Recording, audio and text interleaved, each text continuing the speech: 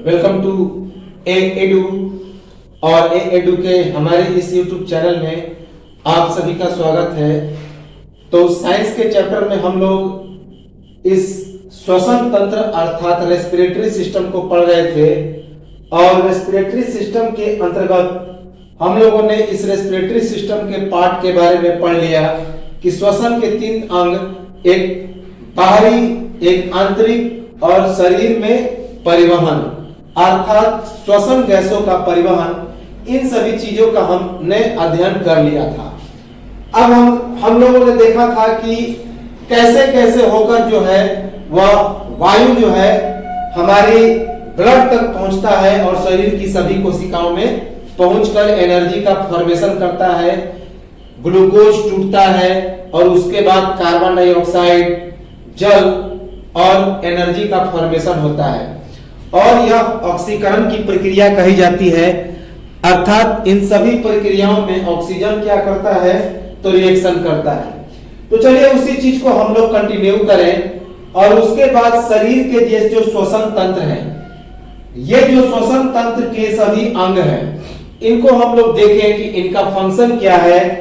हमने बताया था कि सबसे पहले यह जो नाक का छेद होता है, जो ऑक्सीजन या हवा है इसी नाक के छेद से प्रवेश करता है, जिसे नोसल कैविटी कहते हैं, नोस्ट्रिल भी कहते हैं और एक्सटर्नल नेयर्स भी कहते हैं। इसी नसिका छिद्र या नसिका द्वार कहा जाता है, नसिका गुहा कहा जाता है। इसका सबसे प्रमुख काम है शरीर में वायु जाने का द्वार। यह शरीर में वायु या ऑक्सीजन को जाने का एक मार्ग है, द्वार है।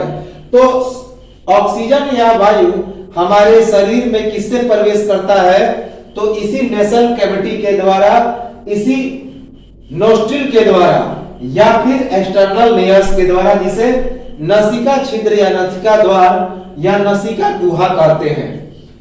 तो एयर पैसेस थ्रू नोस्ट्रिल्स, जो एयर और ऑक्सीजन होता है वो किससे पास करता है तो इसी नोस्ट्रिल के द्वारा, एयर पासेस थ्रू नोस्ट्रिल्स। उसके बाद ये जो नेसल चेंबर है, नसिका कक्ष है, यह नाक का वायु कक्ष है। तो नोस्ट्रिल से प्रवेश करने के बाद हमें बताया था कि यहां पे एक नसल चेंबर होता है, कक्ष होता है, वायु कक्ष। नाक का एक कक्ष होता है जहां पर वायु जाकर नाक में इकट्ठा होता है, एयर चेंबर ऑफ नोज। यह नाक का एक वायु कक्ष है, एयर चेंबर है, जहां पे नाक में वायु इकट्ठा होते हैं, किससे प्रवेश करके तो नसाल कैविटी के जाने के बाद। उसके बाद ये जो ब्रोंकी है, ब्रोंकी जिसे हम लोग श्वसनी कहते हैं, तो श्वसनी 2 लंबी नालियां होती हैं, एक लेफ्ट साइड में और एक राइट साइड में। याद रखिएगा, एक लेफ्ट में और दूसरा राइट में, एक बायां तरफ और दूसरा दायां तरफ। ये जो नालियां हैं मोटी मोटी, यही ब्रोंकी कही जाती है, जिसे श्वसनी कहा जाता है। और इनका मुख्य काम है श्वास नली से फेफड़ों तक पहुंचाना। दमा में यह अंग सबसे ज्यादा प्रभावित होता है। याद रखेंगे, यह वायु को क्या करता है, इसका काम है वायु को श्वास नली से फेफड़ों तक पहुंचा देना, अर्थात विंड पाइप से। यह जो पाइप है विंड पाइप, जिसमें लैरिक्स और फेरिक्स होते हैं, तो उससे वायु को फेफड़ों तक पहुंचाने का यह काम करता है। और जब दमे की बीमारी होती है, अस्थमा की बीमारी होती है, तो सबसे ज्यादा प्रभावित अंग कोई होता है तो यही ब्रोंकी होता है, क्योंकि इसकी नालियां अवरुद्ध हो जाती है और अवरुद्ध होने के बाद ऑक्सीजन हमारे ब्लड से संपर्क नहीं कर पाता, जिसके कारण हमारे सांस लेने में काफी तकलीफ होती है और ऑक्सीजन का ऑक्सीकरण, ग्लूकोज का टूटना बंद हो जाता है और इस कारण इंसान की मृत्यु भी हो सकती है और हो भी जाती है। तो यह जो ब्रोंकी है, 2 लंबी नालियां होती हैं, एक लेफ्ट साइड में और दूसरा राइट साइड में, एक बाएं तरफ और दूसरा दाएं तरफ, जिसका मुख्य काम होता है वायु को श्वास नली से फेफड़े को पहुंचाना और दमा में यह अंग सबसे ज्यादा प्रभावित होता है। The bronchi are the two large tubes that carry air from our wind pipe of our lungs and mostly affected by asthma. याद रखेंगे, इंपॉर्टेंट है। इसके बाद अब हम लोग देखें यह फायरिंग्स या फिर ग्रसनी को। फायरिंग्स या ग्रसनी हमने बताया था कि यह जो फायरिंग्स होता है हमारे नाक और मुंह दोनों के जॉइंट को अलग करता है, क्योंकि यहां फायरिंग्स होता है और इस फायरिंग्स के ऊपर नाक और मुंह दोनों की नलियां अर्थात ऑस्फेगस और नेसाल कैविटी दोनों एक दूसरे के साथ आकर जुड़ जाते हैं और यह फायरिंग्स उसको क्या करता है कि यही फायरिंग्स अलग करता है। तो इसी फायरिंग्स के बाद ये दोनों क्या हो जाते हैं, तो एक दूसरे से अलग अलग हो जाते हैं। तो फायरिंग्स क्या है, यह शंकु की तरह एक आकृति है जिसका मुख्य काम है नासिका द्वार और मुख्य द्वार को अलग करना। तो इसका जो मुख्य काम है नासिका द्वार और मुख्य द्वार को अलग करना।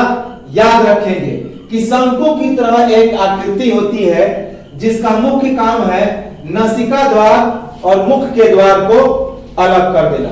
इंपॉर्टेंट है, याद रखेंगे। इसके बाद it is a cone shaped and disjoints oesophagus and nasal cavity. तो यह जो ग्रसनी क्या करता है, इट इज कोन शेप्ड अर्थात शंकु की तरह आकृति है, एंड डिसजॉइंट्स अर्थात अलग करता है ऑस्फेगस एंड नेसाल कैविटी। ऑस्फेगस और नेसाल कैविटी को क्या करता है, तो यह अलग करता है। याद रखेंगे, इंपॉर्टेंट है।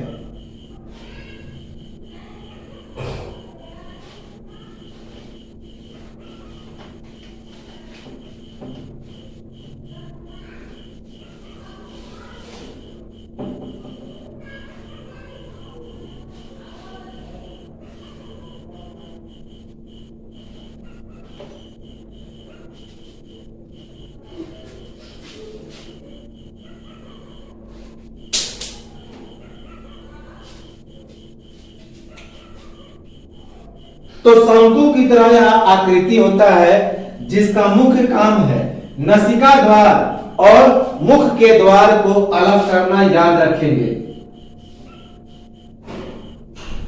अर्थात जो हमारा मुख द्वार होता है ऑस्फेगस होता है, आहार नाल होता है उसे, और नासिका द्वार अर्थात नासाल कैविटी, इन दोनों को यह अलग करने का काम करता है। कौन, तो फायरिंग्स, जिसे हिंदी में ग्रसनी कहते हैं। तो फायरिंग्स जिसे ग्रसनी कहते हैं, यह फायरिंग्स है। यह क्या करता है कि यह शंकु की तरह आकृति होता है, कोन शेप्ड स्ट्रक्चर होता है इसका, और यह नासिका द्वार अर्थात नासाल कैविटी और मुख द्वार अर्थात ऑस्फेगस दोनों को अलग करने का काम करता है। याद रखेंगे। इसके बाद लैरिक्स जिसे स्वर तंत्र या कंठ कहते हैं, मनुष्य की आवाज यहीं से निकलती है। याद रखेंगे। उसके बाद ट्रैचिया जिसे श्वास नली कहते हैं। तो लैरिक्स के बाद हमने बताया था कि फायरिंग्स के बाद मुख की नली और श्वास की नली अलग अलग हो जाती है। तो जो नली श्वास की नली होती है, फेफड़ों तक पहुंचती है, वही ट्रैचिया कही जाती है, श्वास नली कही जाती है। ट्रैचिया, ये लंबी जो नली है यह ट्रैचिया है। इसका मुख्य काम है ऑक्सीजन को पहुंचाना फेफड़े तक। उसके बाद ये लंग्स है, फेफड़े हैं, जहां पे हमने बताया था कि जो प्रोसेस होता है उसे फुफ्फुसीय प्रोसेस बोलते हैं, फुफ्फुसीय श्वसन बोलते हैं। याद रखेंगे, हमने बताया था। तो इसे फुफ्फुस या फेफड़ा भी कहा जाता है, और यहां पे जो श्वसन होता है उसे फुफ्फुसीय श्वसन कहा जाता है लंग्स में, हमने बताया था। उसके बाद ये ब्रोंकियोल्स है। ब्रोंकियोल्स ब्रोंकी का ही एक छोटा, ब्रोंकी का ही बहुत सारा भाग होता है। छोटे छोटे इस ब्रोंकी में बहुत सारी शाखाएं जुड़ी रहती हैं, जो क्या करती हैं कि जो ब्लड, फेफड़ा में जो ब्लड होता है, इनसे यह कांटेक्ट कराने का काम करती है। तो जो ब्रोंकी में जितने सारे ऑक्सीजन युक्त ब्लड ऑक्सीजन होते हैं वे छोटे छोटे ब्रोंकियोल के माध्यम से फेफड़ों में डिस्ट्रीब्यूट होते हैं, फैल जाते हैं। उसके बाद यह एल्वेओली है जिसे वायु कोष्ठ कहते हैं, बहुत इंपॉर्टेंट है, इससे प्रश्न आता है। तो वायु कोष्ठ का मुख्य काम क्या है कि रक्त से कार्बन डाइऑक्साइड को निकालना और ऑक्सीजन को जोड़ना, अर्थात यह गैसों का आदान प्रदान करता है। इसे श्वसन की कोशिका के नाम से भी जाना जाता है, तो सेल ऑफ रेस्पिरेशन के नाम से भी इसे जाना जाता है। किसे? तो एल्वेओली को, वायु कोष्ठ को। तो यह जो वायु कोष्ठ है जो कि इस ब्रोंकी के ऊपर में शीर्ष में छोटे छोटे मोटे आकृति में बने होते हैं, जिसमें जाकर यह ऑक्सीकृत जो ब्लड होता है अर्थात पूर्ण ऑक्सीजन जो है वहीं पे जमा होता है और ब्लड यहीं से इसे खींचकर पूरे शरीर के कोशिकाओं में पहुंचाता है। तो यह जो एल्वेओली है या फिर वायु कोष्ठ है, यह रक्त से कार्बन डाइऑक्साइड को निकालता है और ऑक्सीजन को उसमें जोड़ देता है, अर्थात यह गैसों का आदान प्रदान करता है और इसे श्वसन की कोशिका के नाम से भी जाना जाता है। Alveoli releases carbon dioxide from the blood and add oxygen, so it can be said that alveoli provides exchange of gases and so it is famous for cell of respiration। इसे सेल ऑफ रेस्पिरेशन या फिर श्वसन की कोशिका कहते हैं। और बहुत ये जो एल्वेओली है ये एल्वेओलर डक्ट में जुड़े रहते हैं, क्योंकि एल्वेओलर डक्ट से ही इसमें जितने सारे ऑक्सीजन है एल्वेओली में वह इकट्ठा होते हैं, अर्थात ये वायु कोष्ठक वाहिनी है जो एल्वेओली में ऑक्सीजन को पहुंचाने का काम करता है। वायु कोष्ठक में अर्थात एल्वेओली में छोटी छोटी नालियां बनी हुई होती हैं जिसके माध्यम से इस एल्वेओली में, जिसे एल्वेओलर डक्ट कहते हैं, वायु कोष्ठक वाहिनियां कहते हैं। तो इसी वायु कोष्ठक वाहिनी या एल्वेओलर डक्ट से एल्वेओली में ऑक्सीजन प्रवेश करता है, याद रखेंगे। उसके बाद यह डायफ्रेगम है, हमने बताया था जब हम लोग पाचन तंत्र पढ़ेंगे तो इस डायफ्रेगम के बारे में बहुत ज्यादा पढ़ लेंगे। तो बस इतना ही समझें कि ऑक्सीजन जाने के बाद यह एक्सपेंड होता है और कॉन्ट्रैक्ट होता है, फैलता है और सिकुड़ता है। यह हमारे फेफड़े की सबसे निचले हिस्से में एक मांसपेशी होती है। तो पाचन तंत्र के जब हम लोग डाइजेस्टिव सिस्टम पढ़ेंगे तो उसमें कुछ चीजें हैं इस डायफ्रेगम के बारे में जो हम लोग पढ़ लेंगे, इंपॉर्टेंट है। तो ये जो था हमारे जितने सारे अंग होते हैं उनका क्या काम है, जितने सारे श्वसन तंत्र के अंग होते हैं उनका क्या काम है हमने बता दिया। अब हम लोग चलते हैं इस श्वसन के दौरान गैसों का प्रतिशत। हमने बताया था कि श्वसन के दौरान जब हम लोग बाह्य श्वसन करते हैं, एक्सटर्नल रेस्पिरेशन करते हैं, और जिसके अंतर्गत दो प्रक्रियाएं होती हैं, ऑक्सीजन का आना और कार्बन डाइऑक्साइड का निकलना। तो इंस्पिरेशन अर्थात ऑक्सीजन आना और एक्सपिरेशन अर्थात उच्छ्वास कार्बन डाइऑक्साइड का निकलना। तो इसके अंतर्गत में हमने बताया था कि कई सारी गैसें भी हमारे शरीर में प्रवेश करती हैं और उसके बाद उन गैसों को हम लोग छोड़ भी देते हैं। तो इसी दौरान श्वसन के दौरान गैसों में प्रतिशत की मात्रा में कमी और वृद्धि होती है। तो एक नाइट्रोजन एक ऐसा गैस है जिसके मात्रा में कोई भी परिवर्तन नहीं होता है। हम लोग जानते हैं कि पूरे पृथ्वी पर नाइट्रोजन 78% पाया जाता है, जो कि सभी गैसों में सबसे अधिक मात्रा है। और इस 78% नाइट्रोजन को में कोई परिवर्तन नहीं होता है according to respiration, during respiration, श्वसन के दौरान, वायु श्वसन के दौरान। लेकिन हम लोग यह भी जानते हैं कि जो ऑक्सीजन की मात्रा है वह 21% होती है, 21%। तो इसकी परसेंट जो होती है वह घट जाती है और इसकी प्रतिशतता हो जाती है 16%। कार्बन डाइऑक्साइड की मात्रा 0.03% होती है और इसकी भी मात्रा बढ़ जाती है और इसकी मात्रा बढ़कर 4% हो जाती है। जलवाष्प की बूंदों की मात्रा 0.05% होती है और इसकी भी मात्रा बढ़कर 6.5% हो जाती है, जबकि जो अन्य गैसें हैं वे 0.02% होते हैं और इसकी मात्रा बढ़कर 4.5% हो जाती है। बहुत इंपॉर्टेंट है, इनसे प्रश्न आते हैं बार बार, तो याद रखेंगे कि श्वसन के दौरान जो गैसों का प्रतिशत है, percentage of gases during respiration, तो percentage of gases during respiration अर्थात श्वसन के दौरान कितने गैसों में परिवर्तन होता है, तो नाइट्रोजन, ऑक्सीजन, उसके बाद कार्बन डाइऑक्साइड, उसके बाद जलवाष्प और अन्य गैसें, ये 5 गैसों, अन्य गैसों में सभी गैसें आते हैं जैसे कि आर्गन, मीथेन, सभी गैसें जिनकी मात्रा 0.02% होती है। तो यह टोटल 100% गैस वायुमंडल में मौजूद होता है और इस 100% में सबसे ज्यादा मात्रा होती है नाइट्रोजन की 78%। तो जो नाइट्रोजन होता है प्रकृति में गैसों की मात्रा एवं उन्हें शरीर के अंदर लेना, तो percentage of gases in nature and inspiration in the body, तो इसको कैसे कैसे कितना हम लोग लेते हैं, कितना बनता है। सबसे पहले नाइट्रोजन की मात्रा प्रकृति में 78% होती है। कब? प्रकृति में गैसों की मात्रा के बारे में हम लोग चर्चा कर रहे हैं और जिसे हम लोग शरीर के अंदर में लेते हैं, अर्थात percentage of gases in nature and inspiration in the body.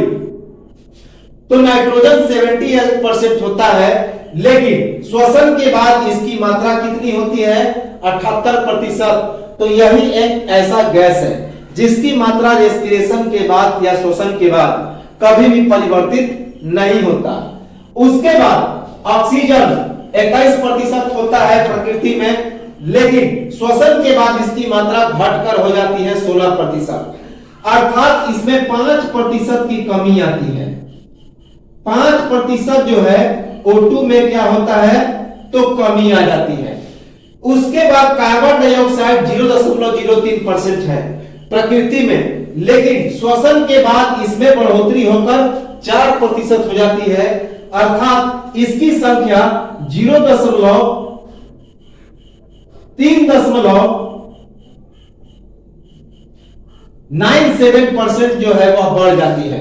तो 3.97% यह बढ़ जाता है किसकी? तो CO2 की मात्रा। वाटर वेपर 0.5% प्रकृति में होता है, लेकिन इसकी भी मात्रा बढ़कर 6% इसकी मात्रा बढ़ जाती है और यह 6.5% हो जाता है। वाटर वेपर श्वसन के बाद इसकी मात्रा 6.5% हो जाता है। उसके बाद अन्य गैस प्रकृति में 0.02% पाए जाते हैं, लेकिन इसकी भी मात्रा, अन्य गैसों की भी मात्रा बढ़कर 4.5% हो जाती है। याद रखेंगे, अर्थात percentage of gases after expiration, तो श्वसन के बाद। तो यह तो था श्वसन के दौरान गैसों का प्रतिशत, श्वसन के पहले कितना और श्वसन के बाद कितना।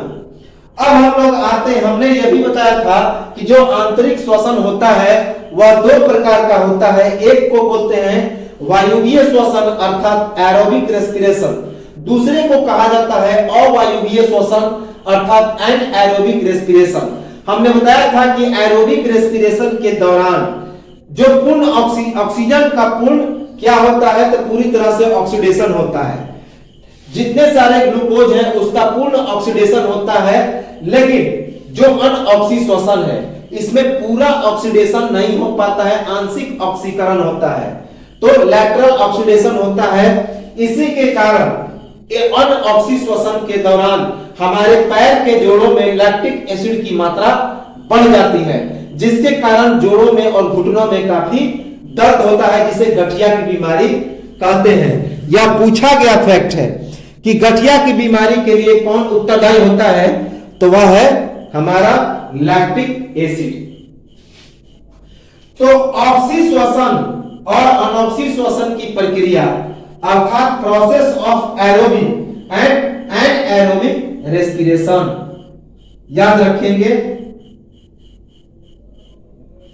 सबसे पहला है कि ऑक्सीय श्वसन की प्रक्रिया माइटोकॉन्ड्रिया, जिसे कोशिका का ऊर्जा गृह या शक्ति गृह कहते हैं, में विशेष एंजाइम की उपस्थिति में संपन्न होता है, जिसमें ग्लाइकोलाइसिस से प्राप्त पाइरुविक अम्ल का माइटोकॉन्ड्रिया में पूर्ण ऑक्सीकरण होता है। याद रखेंगे। तो सबसे पहले समझे, यहाँ पे एक शब्द आया ग्लाइकोलाइसिस। ग्लाइकोलाइसिस का मतलब होता है पूरी तरह से जो श्वसन गैसें हैं उनका ऑक्सीडेशन हो जाना, अर्थात जो हमारे शरीर की जो कोशिका होती है उसका एक प्रमुख अंग होता है जिसे कोशिकांग माइटोकॉन्ड्रिया कहते हैं। कोशिका का ऊर्जा गृह, power house of the cell, कोशिका का शक्ति गृह कहते हैं। तो शरीर के दो अंगों में ही हमारी श्वसन की प्रक्रिया होती है, हमारी ग्लाइकोलाइसिस की प्रक्रिया होती है। पहला तो माइटोकॉन्ड्रिया और दूसरा साइटोप्लाज्म। तो ऑक्सी श्वसन कहां पे होता है? तो ऑक्सी श्वसन होता है माइटोकॉन्ड्रिया में, जिसे power house of the cell कहते हैं। जबकि जो अनऑक्सी श्वसन है वह साइटोप्लाज्म या कोशिका द्रव उसमें संपन्न होता है। याद रखेंगे। तो इसमें ग्लाइकोलाइसिस से प्राप्त जो पाइरुविक अम्ल होता है उनका पूरी तरह से ऑक्सीकरण हो जाता है, अर्थात कंप्लीटली टूट जाते हैं। ग्लूकोज जो होता है पूरी तरह से टूट जाता है और इसमें कुल 36 एटीपी का निर्माण होता है। एंडोसिन ट्राइफॉस्फेट बोलते हैं, एक को बोलते हैं एंडोसिन डाइफॉस्फेट और एक को एंडोसिन ट्राइफॉस्फेट। तो इसमें 36 एटीपी का निर्माण होता है। तो ऑक्सी श्वसन की प्रक्रिया माइटोकॉन्ड्रिया, जिसे कोशिका का ऊर्जा गृह या शक्ति गृह कहते हैं, उसमें विशेष एंजाइम की उपस्थिति में संपन्न होता है और इस प्रक्रिया को क्या कहते हैं? तो ग्लाइकोलाइसिस कहते हैं। और इस प्रक्रिया से प्राप्त इस ग्लाइकोलाइसिस के बाद एक जो ग्लूकोज टूटता है तो उसे टूटने के बाद वह जो ग्लूकोज प्राप्त होता है वह एसिड के रूप में प्राप्त होता है, अम्ल के रूप में प्राप्त होता है और इस अम्ल को पाइरुविक अम्ल कहते हैं। तो ऑक्सी श्वसन के दौरान ग्लूकोज टूटने के बाद किस अम्ल में परिवर्तित होता है? तो पाइरुविक अम्ल में। बहुत इंपॉर्टेंट है। और यह जो पाइरुविक अम्ल का माइटोकॉन्ड्रिया में क्या होता है? तो पूरी तरह से ऑक्सीकरण होता है। Aerobic respiration occurs in the mitochondria which is called powerhouse of the cell in the presence of a special juice in which pyruvic acid complete oxidized in mitochondria which is found by glycolysis। याद रखेंगे। Oxy श्वसन के दौरान कुल 36 ATP का निर्माण होता है ऊर्जा के रूप में। तो कुल 36 एटीपी अर्थात एंडोसिन ट्राइफॉस्फेट ऊर्जा का निर्माण होता है। तो याद रखेंगे, यह इंपॉर्टेंट है कि ऑक्सी श्वसन के दौरान कुल कितने एटीपी ऊर्जा का निर्माण होता है? तो 36 एटीपी ऊर्जा का निर्माण होता है, एंडोसिन ट्राइफॉस्फेट कहते हैं। Total 36 ATP energy forms during aerobic respiration. याद रखेंगे। अब हम लोग आते हैं इसके स्ट्रक्चर पर। हमने बताया था कि जो ग्लूकोज होता है ऑक्सीजन से कंबाइन करने के बाद उसका अर्थात ग्लूकोज का ऑक्सीडेशन होने के बाद वह तीन चीजों में टूट जाता है, water, carbon dioxide and energy. तो इसका हम लोग ने देखा था कि बैलेंस कर अनबैलेंस इक्वेशन को देखा था। लेकिन हमने बताया था कि प्रकृति में कोई भी चीज जितने मास का पदार्थ होता है, जितने मास का रिएक्टेंट होता है, उतना ही मास का प्रोडक्ट भी बनता है। तो इस नियम को फॉलो करें जिसे law of conservation of mass कहते हैं। तो mass of reactant is equal to mass of product. तो इसी नियम को फॉलो करेंगे तो इसको बैलेंस करेंगे। तो ये जो बनता है हमारा वह बैलेंसेज बनता है। जैसे कि यहाँ पे ग्लूकोज है वो पाइरुविक एसिड में टूट गया, C6H12O6। तो C6H12O6 जिसे पाइरुविक एसिड या फिर ग्लूकोज कहा जाता है, यह अनऑक्सी प्रक्रिया के बाद बनता है। तो सबसे पहला जो प्रक्रिया होता है अनऑक्सी प्रक्रिया, इसमें 2 एटीपी का फॉर्मेशन होता है एनर्जी का। उसके बाद हालांकि 4 एटीपी बनते हैं जिसमें 2 एटीपी खर्च हो जाते हैं श्वसन के दौरान और 2 एटीपी ही बचते हैं। वह ऊर्जा ऑक्सीश्वसन के दौरान खर्च होता है। जो ऑक्सीश्वसन के दौरान 36 एटीपी ऊर्जा बनता है और यह 2 एटीपी मर्ज हो जाता है। तो 36 और 2 तो श्वसन के दौरान टोटल 38 एटीपी बनता है।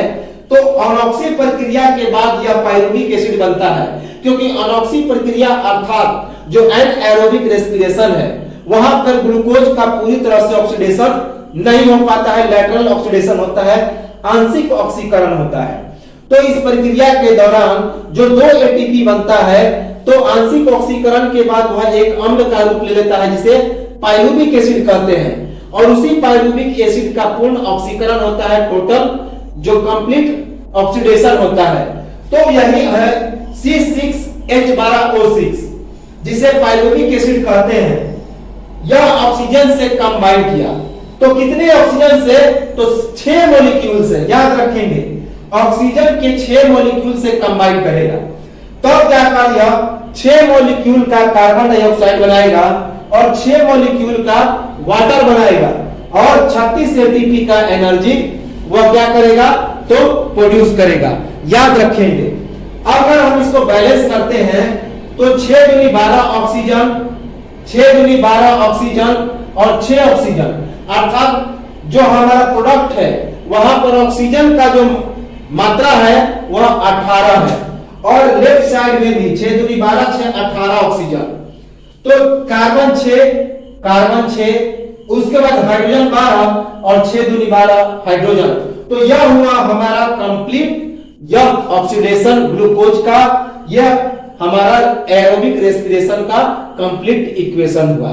याद रखेंगे कि जो हमारा एरोबिक रेस्पिरेशन है कितने एटीपी एनर्जी बनता है? तो 36 एटीपी। अब हम लोग अनॉक्सी पर आते हैं कि अनॉक्सी श्वसन की प्रक्रिया कोशिका द्रव में होती है जिसमें ग्लूकोज का आंशिक विघटन अर्थात पूर्ण ऑक्सीकरण नहीं होता है और यह प्रक्रिया क्या कही जाती है? तो ग्लाइकोलाइसिस कही जाती है।